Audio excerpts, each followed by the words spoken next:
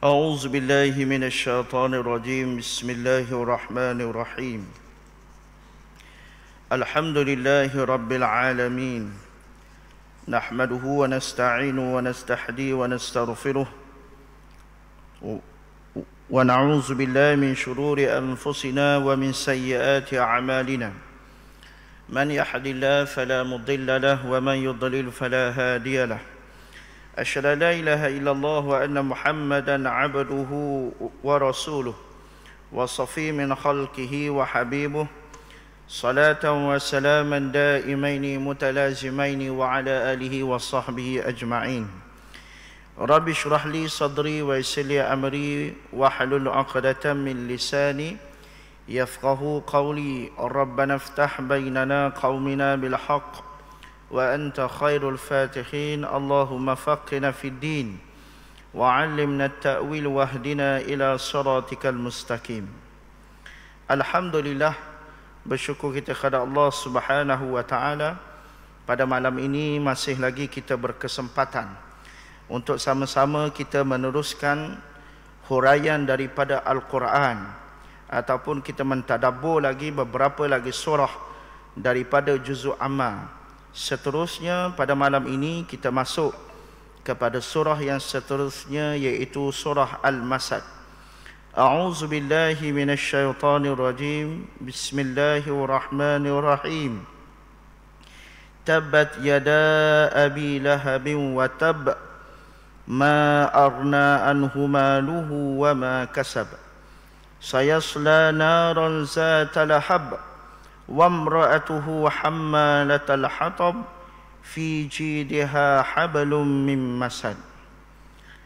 Binasalah kedua tangan Abu Lahab dan sesungguhnya dia akan binasa. Tidaklah berfaedah kepadanya harta bendanya dan apa yang dia usahakan. Kelak dia akan masuk ke dalam api yang bergelojak. Dan begitu pula isterinya, pembawa kayu bakar yang di lehernya ada tali dari sabut. Muslimin muslimat sidang pendengar yang dirahmati oleh Allah Subhanahu wa taala sekalian.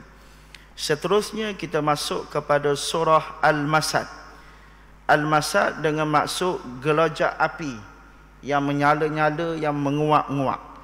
Surah Al-Masad juga dikenali sebagai surah Al-Lahab kerana konteks utama ataupun perbicaraan utama di dalam surah ini adalah tertumpu kepada Abu Lahab, iaitu pak saudara Nabi sallallahu alaihi wasallam.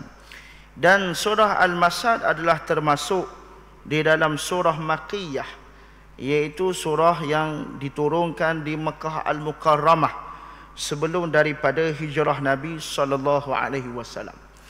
Surah Al-Masad ini mempunyai asbabun nuzul, sebab kepada turunnya ayat dan surah ini. Mengikut riwayat yang dinyatakan oleh Ibnu Abbas, iaitu Abdullah Ibnu Abbas menyatakan bahawa Nabi SAW telah pergi ke satu tanah lapang, iaitu di satu tanah lapang berhampiran dengan suatu bukit di Mekah. Kemudian baginda sallallahu alaihi wasallam mendaki bukit. Daki bukit dan kemudian menyeru kepada seluruh orang Mekah. Kemudian Nabi sallallahu alaihi wasallam bersabda, "Wahai sekalian kaum." Kemudian orang-orang Quraisy pun berkumpul. Berkumpul di tengah lapang tadi untuk datang beramai-ramai untuk mendengar apa yang ingin disampaikan oleh Nabi sallallahu alaihi wasallam. Kemudian selepas mana orang kafir Quraisy berkumpul beramai-ramai, kemudian Nabi sallallahu alaihi wasallam bersabda, "Apa pendapat kamu sekiranya aku memberitahu kepada kamu bahawa di belakang bukit ini adanya musuh yang akan menyerang kamu, satu tentera berkuda yang akan menyerang kamu di pagi hari ataupun di petang hari. Adakah kamu semua mempercayai aku?" Ini ucapan Nabi SAW. Kemudian semua penduduk Mekah berkata, "Ya, kami percaya kepada engkau wahai Muhammad." Kerana penduduk Mekah mengakui bahawa Nabi Muhammad sallallahu alaihi wasallam seorang yang jujur dan amanah, tidak pernah bercakap dusta, tidak pernah bercakap bohong. Kerana itulah Nabi Muhammad sallallahu alaihi wasallam digelar di kalangan masyarakat Mekah sebagai Al-Amin, iaitu orang yang dipercayai. Jadi Nabi sallallahu alaihi wasallam bersabda, "Hai orang Mekah, apa pendapat kamu sekiranya aku menyatakan bahawa di balik bukit ini adanya satu pasukan tentera berkuda yang akan menyerang kamu? Adakah kamu percaya kata-kata aku ini?" Kemudian orang Mekah kata, "Ya, kami percaya kepadamu wahai Muhammad." Kemudian Nabi sallallahu alaihi wasallam pun bersabda, "Sesungguhnya aku adalah diutuskan oleh Allah Taala untuk memberi peringatan kepada kamu berkenaan dengan azab yang sangat pedih." Nabi maknanya salah satu daripada usaha Nabi untuk mengajak orang-orang Mekah berdakwah supaya beriman kepada Allah Ta'ala dan percaya kepada hari akhirat. Nabi bersabda bahawa aku ini adalah pesuruh Allah. Aku ini adalah sebagai pemberi peringatan kepada kamu supaya kamu menyembah Allah Ta'ala dan meninggalkan syirik, meninggalkan penyembahan patung-patung berhala serta percaya kepada hari kebangkitan semula. Maknanya Nabi SAW berdakwah kepada orang-orang Mekah. Dan kemudian tuan-tuan, di sana adanya Abu Lahab. Abu Lahab ada bersama ketika itu. Kemudian Abu Lahab pun berkata, "Tabbat yadaka Muhammad." Celaka tangan kamu wahai Muhammad. "Alihaza jama'tana?" Adakah dengan sebab ini kamu menghimpunkan kami semua pada hari ini? Maksudnya apa? Abu Lahab ni sangat marah kepada Nabi sallallahu alaihi wasallam apabila Nabi ajak ni panggil semua orang Mekah hanya semata-mata nak ajak beriman kepada Allah Taala. Apabila Abu Lahab menyatakan perkataan "Tabbat yadaka Muhammad", celaka tangan Muhammad. Tuan-tuan, dalam bahasa Arab ni tabat ni maksudnya satu perkataan penghinaan. Satu perkataan yang mana cukup beri kesan. Maknanya kalau orang Arab kalau tubik perkataan ni, maka jawapannya cari balah lah. Sebab orang Arab ni ada perkataan-perkataan yang mana perkataan tu kasar. Contohnya macam orang Arab Mesir sebagai contoh. Orang Arab ni kalau dia balah, maka dia akan keluar satu perkataan. Satu perkataan ni kalau dikeluarkan memang akan balah lah. Contohnya orang Arab bila dia balah ni tuan, dia akan tubik perkataan kharbitak, sebagai contoh lah. Kharbitak ni apa tuan? Kharbitak ni dia bahasa pasar, bahasa kampung. Tetapi kalau bahasa fusahah dia kharaba baituka, maksudnya hancur rumahmu, runtuh rumahmu, tu maksudnya. Mana satu perkataan yang menghina, satu perkataan yang mengaibkan. Begitu juga perkataan tabat yadaka. Maknanya Abu Lahab kata tabat yadaka Muhammad, celaka tanganmu wahai Muhammad. Apabila sahaja keluar ucapan ini, maka Allah Subhanahu wa taala menurunkan ayat ini, tabbat yada abi lahabin wa tab. Binasalah, celakalah kedua tangan Abu Lahab dan sesungguhnya dia akan binasa dan celaka. Maknanya bila sahaja Abu Lahab kata kepada Nabi, maka Allah Ta'ala segera menurunkan ayat ini. Inilah dia asbabun nuzul, sebab kepada turunnya surah Al-Masad ini, sebagaimana yang dinyatakan oleh Ibnu Abbas radhiyallahu ta'ala anhu. Dan tuan-tuan, apabila kita membaca ataupun melihat ayat yang pertama ini, apabila Allah Ta'ala menyatakan tabat yada abi lahabin watab, kita melihat bahawa Allah Subhanahu wa Ta'ala menyebut dua kali perkataan tabat tadi. Tabbat yada Abi Lahabin wa tab. Dua kali menunjukkan bahawa itu adalah taukid.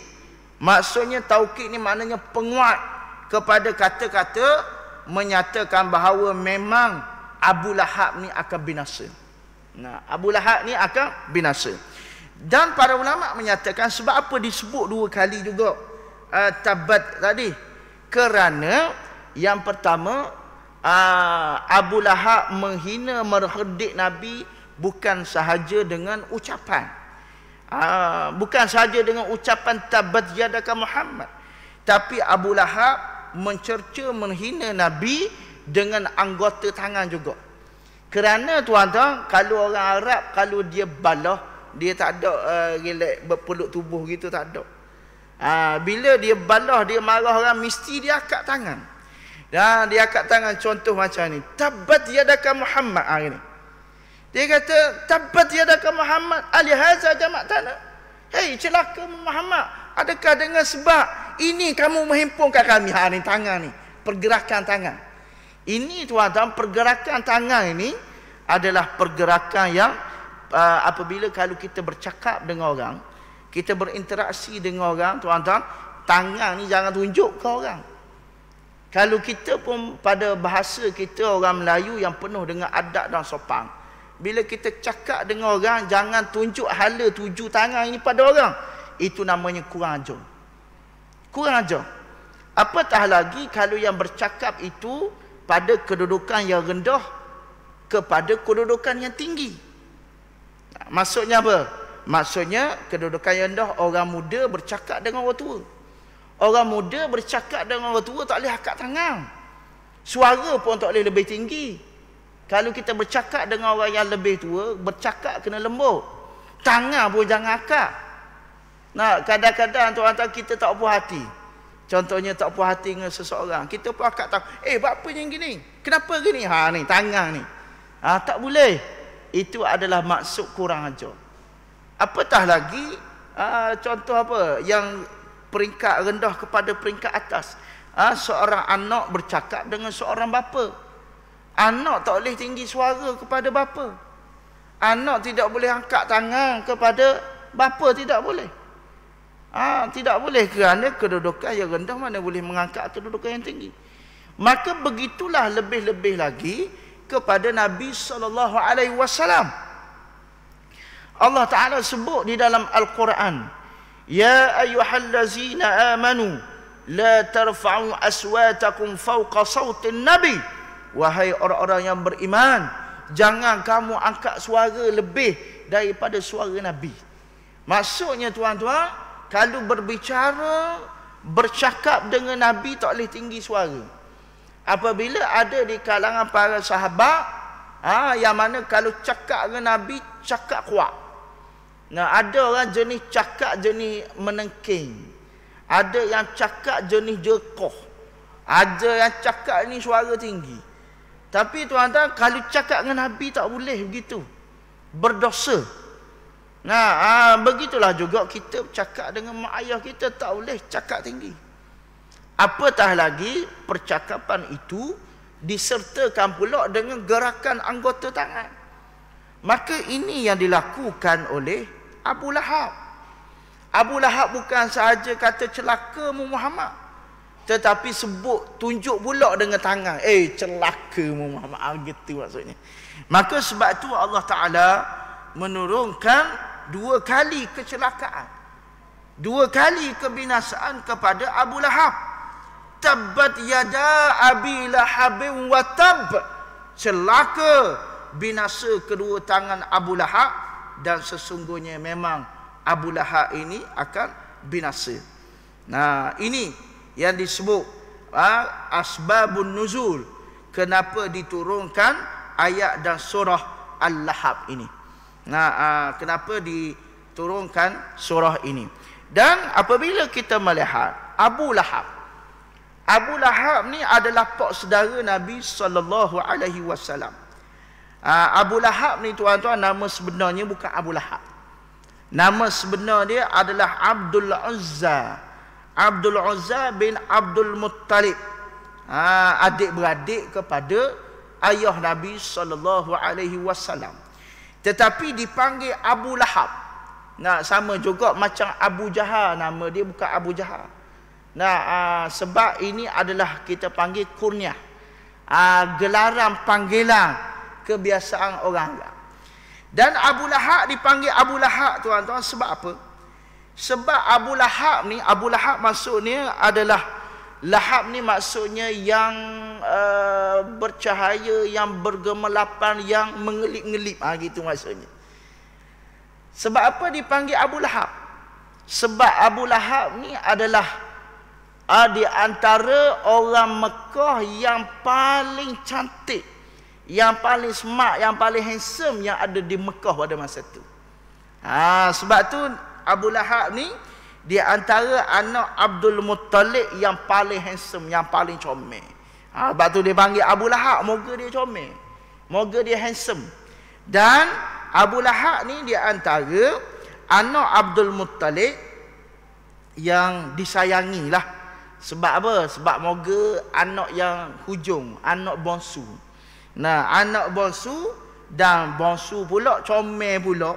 Sebab itu disebut Abu Lahab ni kerana wajahnya yang memancarkan cahaya. Maknanya orang comel. Dan ada juga riwayat yang menyatakan bahawa Abu Lahab ni termasuk orang yang banyak menyakiti, membenci dan mencaci dan merendahkan Nabi sallallahu alaihi wasallam. Dan tuan-tuan nak sebutnya betapa Abu Lahab ni di antara orang yang ternama di Mekah. Begitu juga kepada isteri Abu Lahab yang kita sebut lagi, wa mra'atuhu tu, wa mra'atuhu hammalatal hatab. Wa mra'atuhu tu ya tafsir dia kepada isteri Abu Lahab. Isteri Abu Lahab ni tuan-tuan, nama dia Ummul Jamil. Ummul Jamil ataupun nama sebenarnya Arwa binti Harb bin Umayyah.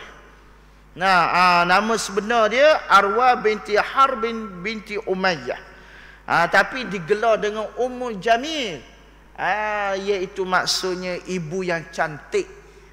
Nak kabarnya bahawa pasangan Abu Lahab dan pasangan Ummul Jamil ni adalah satu pasangan, kita kata pasangan merpati dua sejoli lah. Mana bagai pasangan, bagai pinang dia belah dua. Nampak? Maknanya ketika mana perkahwinan Abu Lahab dengan Ummul Jamil, dia adakan perkahwinan secara besar-besaran. Kalau hari ni kita istilah dia wedding of the year. Nampak? Wedding of the year. Macam artis yang berkahwin. Memanglah. Sebab Abu Lahab dan Ummul Jamil, kita kata kalau pada zaman hari ni kita panggil orang artis lah. Soho. Bila artis kahwin soho lah, wedding of the year lah. Maka itu yang berlaku kepada Abu Lahab. Yang berlaku kepada Abu Lahab. Maka apabila perbuatan ini, perbuatan mencerca, menghina Nabi SAW, maka Allah Ta'ala segera membalas hinaan Abu Lahab itu terhadap Nabi SAW. Kemudian Allah Ta'ala mendatangkan ayat yang seterusnya. Ayat yang kedua, ma aghna anhu maluhu wa ma kasab. Maka tidak berfaedahlah kepadanya harta bendanya dan apa yang diusahakan. Apa maksud dia? Apa tafsiran dia? Para ulama menyatakan bahawa Abu Lahab ini termasuk di antara orang Mekah yang terkenal, orang Mekah yang tersohor, yang melakukan banyak kebaikan ataupun yang melakukan banyak kebaikan. Yang disebut sebagai tadi wama kasab, apa yang diusahakan banyak. Dan sebagaimana kita sedia maklum, ketika mana kelahiran Nabi SAW, kita baru sahaja melepasi bulan Maulidur Rasul, bulan Rabiul Awal. Dalam sejarah menyebutkan bahawa betapa ketika mana kelahiran Nabi SAW, di antara orang yang paling bergembira dengan kelahiran Nabi SAW adalah Abu Lahab. Dan tuan-tuan, kegembiraan Abu Lahab dengan kelahiran Nabi SAW bukan sahaja sekadar syu'uriyah, bukan sekadar perasaan. Ada orang dia gembira dengan perasaan dia, oh suka gembira dengan perasaan. Tetapi kegembiraan Abu Lahab dengan kelahiran Rasulullah SAW bukan sahaja dengan perasaan, tetapi dengan tindakan.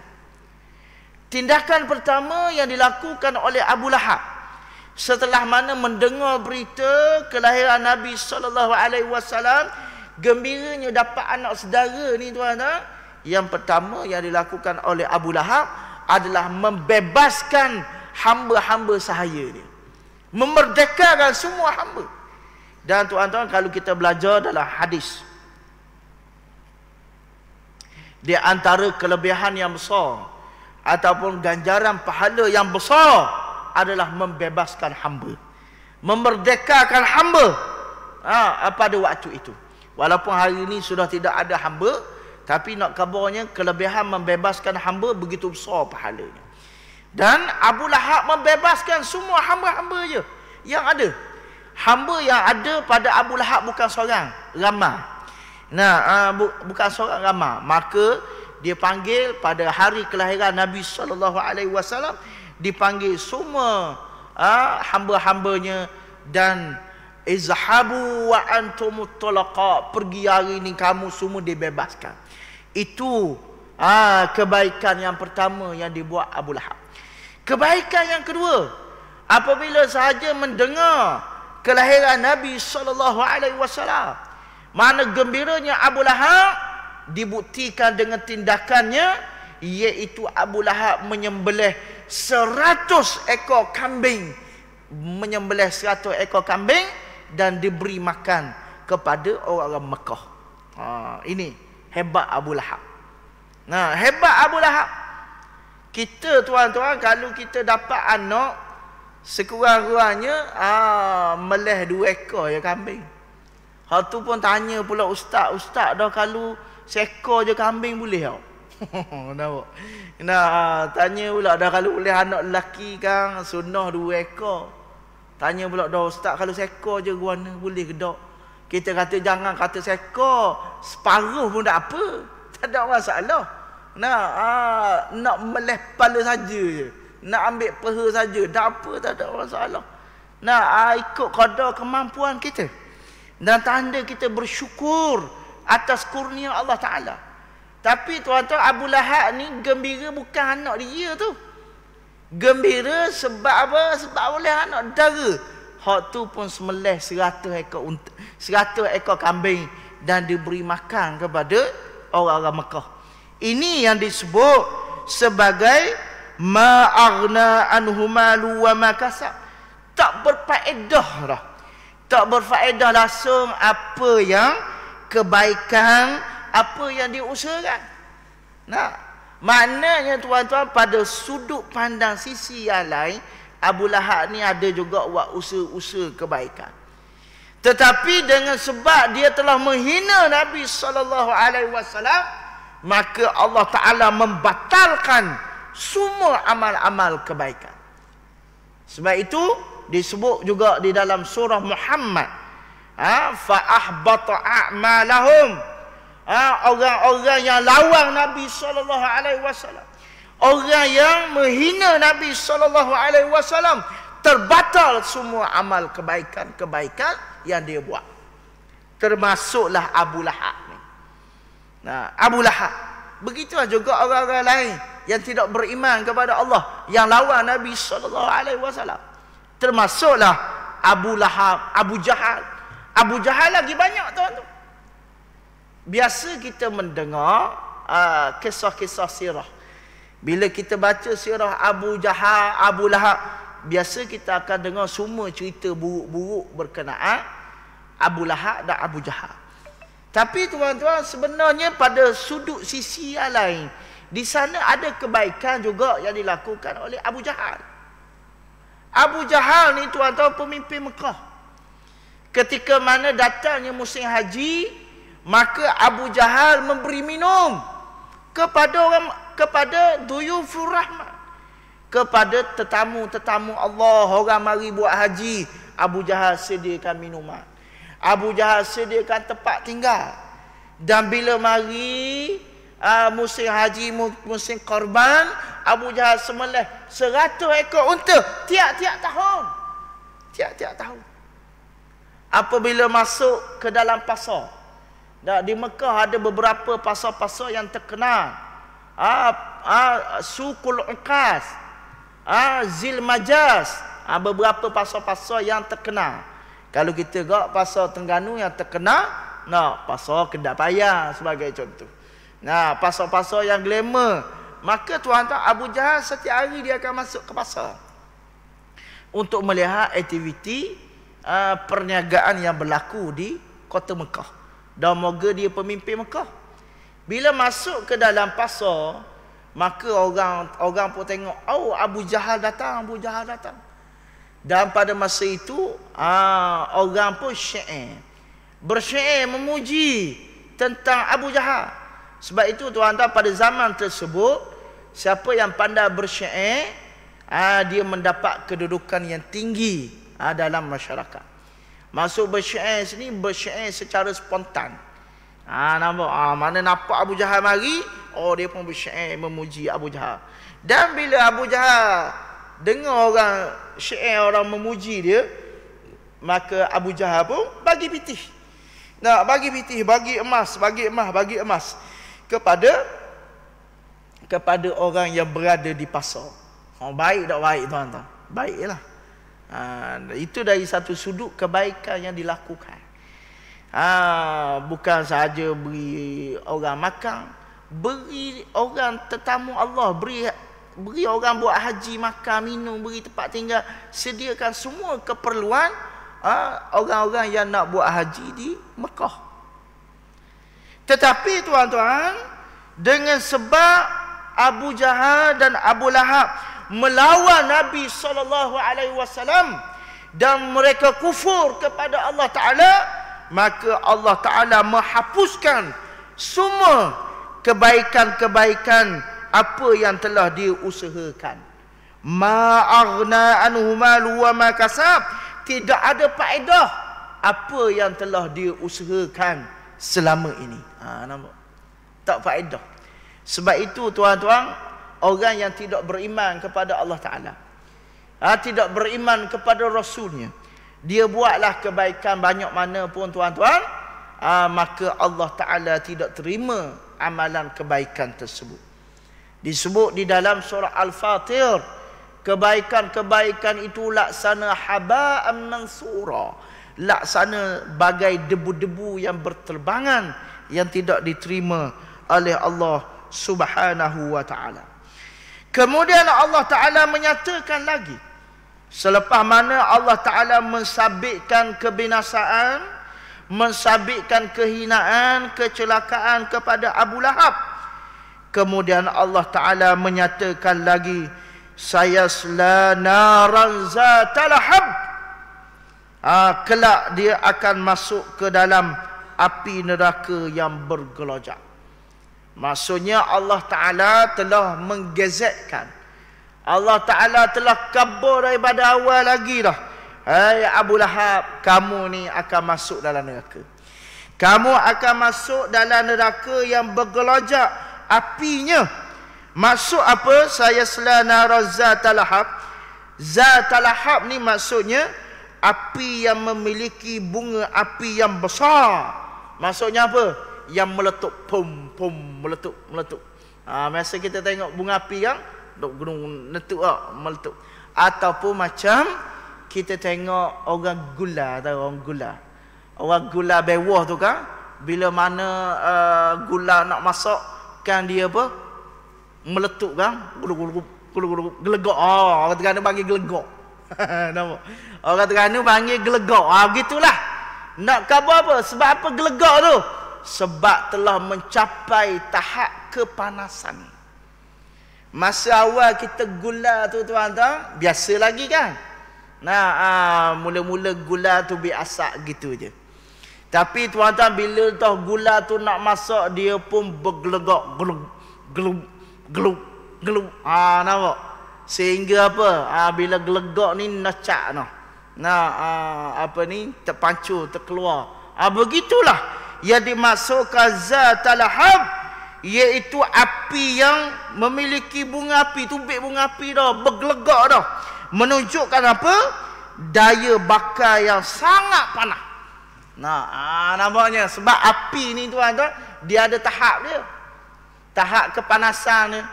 Macam kita lah berapa darjah Celsius. Nak masak telur, ataupun kalau hari ni oven lah. Oven kan dia ada banyak jenis masakan yang boleh kita nak masak. Kalau nak masak kuih berapa darjah Celsius. Nak masak ayam berapa darjah Celsius. Nak masak daging berapa darjah Celsius. Nak masak hot lama lagi, apa ni, daging tulang lamb shank apa semua tu, ambil masa lagi. Berapa darjah. Kalau nak masak kek berapa darjah. Dia ada tahap-tahap kepanasan api tersebut. Maka nak beritahu di sini bahawa saya selana razatal lahab, wahai Abu Lahab, kelak kamu akan masuk dalam neraka api yang bergelajak.